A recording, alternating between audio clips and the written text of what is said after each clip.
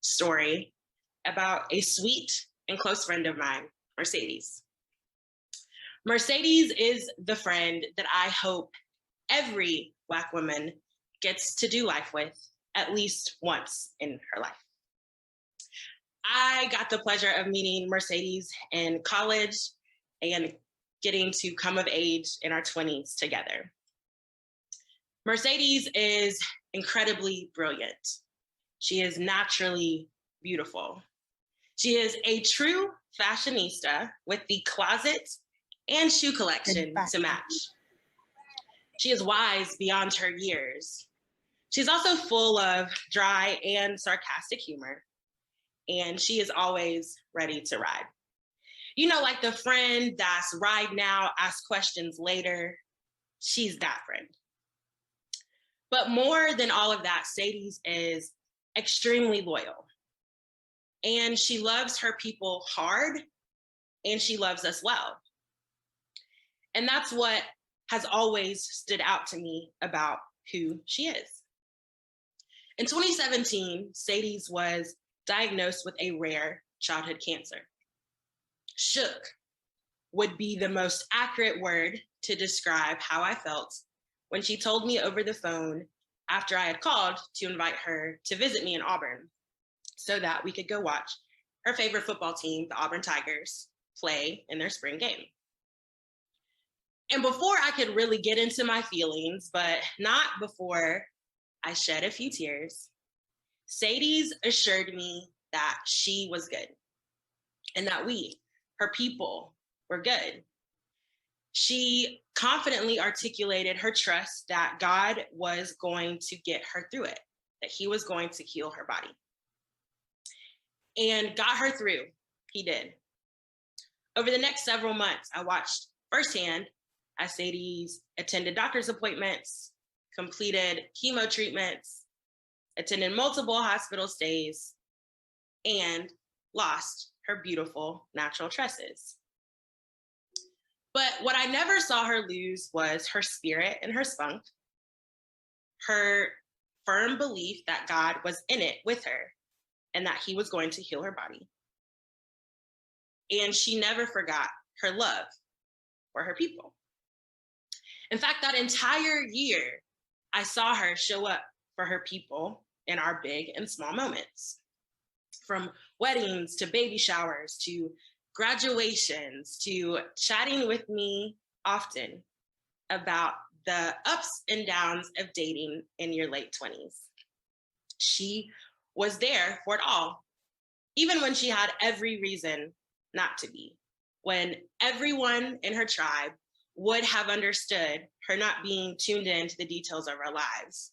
She seemed to always be in the know and to never miss a moment.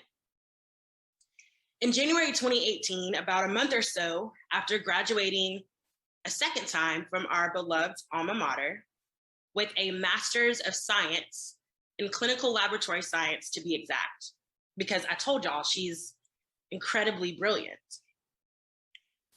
About 2 weeks after her 27th birthday, and roughly a week or so after celebrating her cancer being in remission with all of her people, Sadie's passed away. And simply put, that rocked me to my core, as you can imagine. After the most intense waves of grief had finally passed, I made a commitment to show up for my people and to love them hard, the way Sadie's had always done for me and so many other folks. It was my commitment to continue her legacy of showing up and being present in the details in the lives of those that I love the most. And so for the last 3 years, that has been my move and a main priority for me. And over the last 3 years, if you were to ask me what losing Sadie's taught me, without hesitation, I would have told you. It taught me how to endure with joy and how to be present for my people. Now, I'm not sure what clicked in the last few months, but something indeed clicked. And I began to ask myself, well, what does it mean to show up for Jasmine? You see, I take a lot of pride in showing up for my tribe and for my people. And so my guess was that I was doing a decent job of showing up for myself. But when I began to assess what showing up for me actually looks like, I was anything but proud. You see, showing up for my people has always looked like sending encouraging text messages or handwritten notes. It has been conversations about how to make room and space for grace in every area of their life. It has been finding ways to celebrate all of the moments that spark joy in their lives and the lives of their families. And it has been about simply being present in the details of their lives. But showing up for myself, ciao, that's looked a lot like second guessing my instincts, trying to manage high functioning anxiety, being more in my head than in the moment, and letting the fear of what if keep me stuck. So if you're anything like me, a recovering overthinker who is daily trying to show up for herself better, then I have just a few thoughts. Some of which I imagine Sadie's would tell me if we had the chance to chop it up on her couch one more time. Because she was full of sage wisdom and hard truths, I have a few hard truths for you today.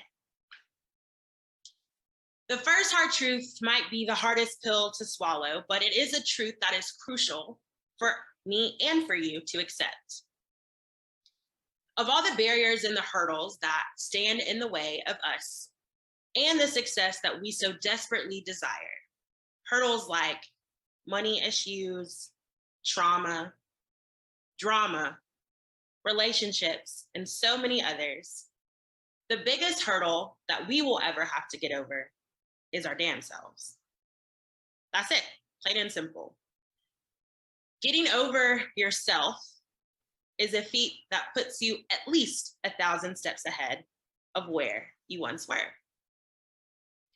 Now, somewhere throughout the course of our lives, someone probably told us that we weren't good enough, we weren't strong enough, we weren't smart enough, we weren't pretty enough, we weren't Black enough, that we simply weren't enough.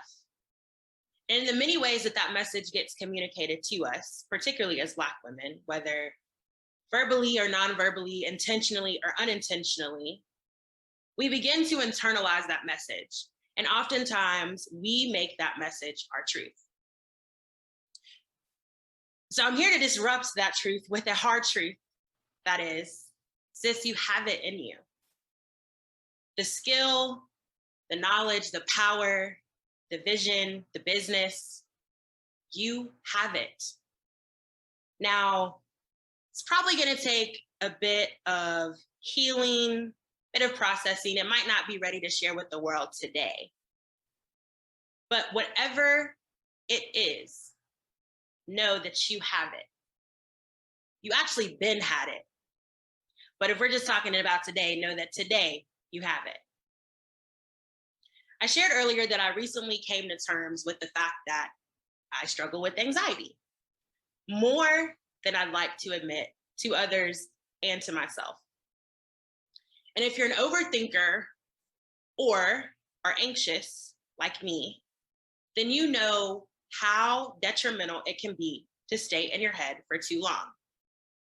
And so the hard truth is that we've got to make space to get out of our heads, whether it's writing it down, talking through a spiral with a friend, working out, twerking it out, whatever you need to do to get out of your head and to release both the anxious thoughts and the anxious energy that they create, do it.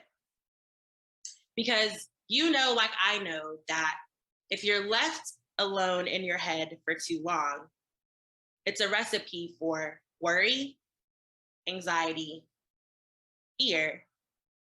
And those are the exact opposite ingredients that you need for success. Now, this fourth hard truth isn't really a hard truth. It's more of a gentle reminder for you and for me. And it's to simply let your people in. We are surrounded by incredibly dope people. At least I hope that you are surrounded by incredibly dope people. And they want to support us, to encourage us, to be in the mess with us. They want to love us well. And we rob them of the ability to love us well and the tools to love us well when we don't ask for what we need. And when we're not honest about what we're working on and what we're working through. I believe that there's an unlimited amount of untapped power that is nestled in our villages. And I think it is prime time that we started tapping into it more often. The last hard truth is absolutely the most important one, which is why I saved it for last. A truth that often can feel heavy at times, but is so worth getting deep down into your soul. God has graced you for the season that you're currently in. I'll say it again. God has graced you for the season you're currently in. You see, long before you ever got to this season, God knew all of what this season would hold, and he knew who you would be and what you would need.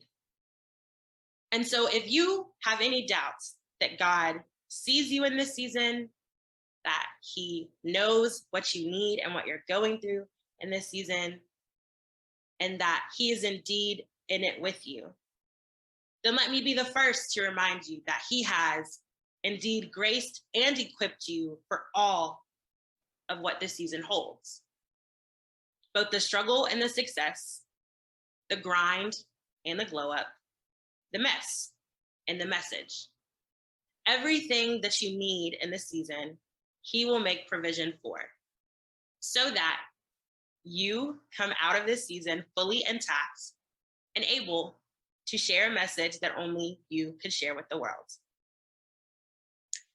So the next time you think about success in any area of your life, including business, remember that the biggest barrier to your success is the woman that you see every day in the mirror.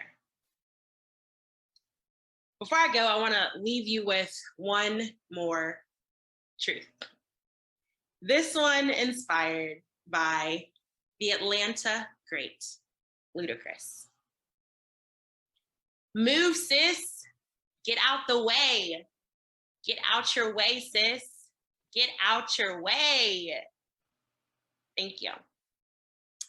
Before I leave y'all today, I want to take a moment to honor my friend and my sister, Mercedes Rutledge. Mercedes, thank you for the life that you lived, the legacy that you left, and for continuing to teach me lessons about life in your absence. Thank you for holding my hand in this moment and helping me to stand confidently and courageously in it. Sis, I miss you, and I still love everything about you. Thanks.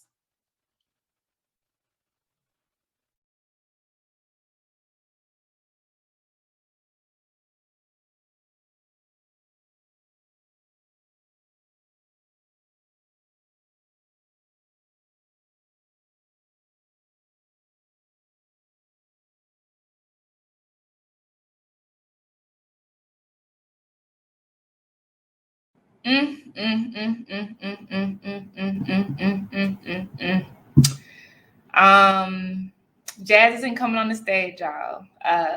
The sister is just showing her special love up here today, but unless she wants to. But I honor this moment where we are giving homage to Mercedes and all that she has left us us with through Jazz as a vessel. I'm going to share something that's on my heart as we break away. And then Jazz, if you want to say anything, please do. But this is the culmination of day one. And then the lounge is open. And I think something that's in my spirit because of what Jazz has done is this. Because tomorrow we're going to come back. But may his peace be with you till we meet again.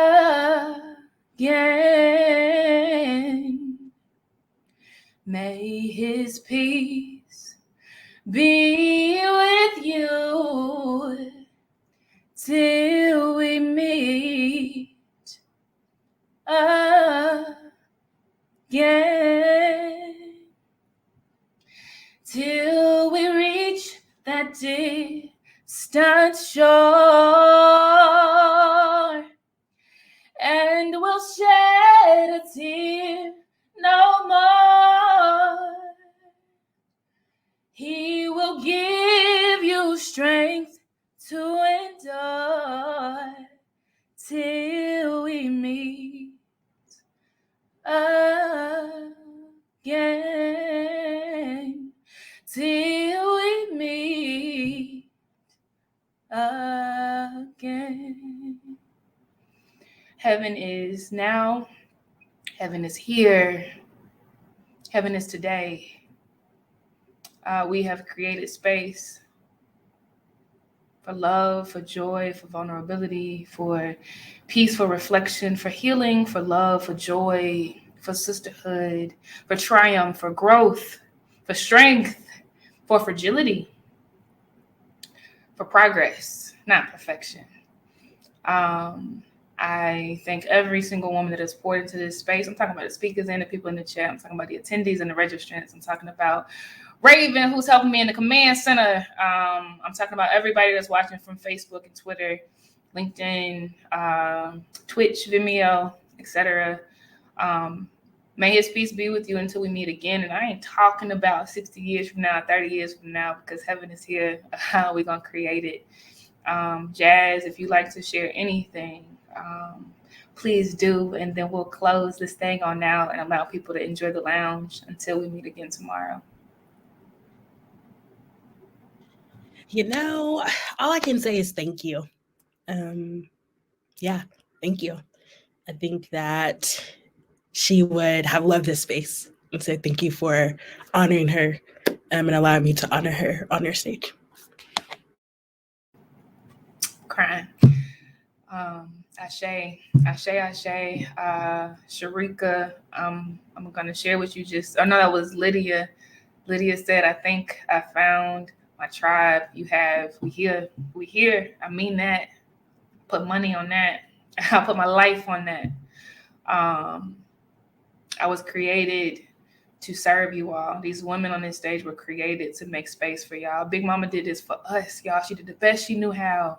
She did the best she knew how so that we would be better off than her mother was. And we are going to create space so that our children are better off than we were. Love y'all. I mean it. I'll see you tomorrow. Bye.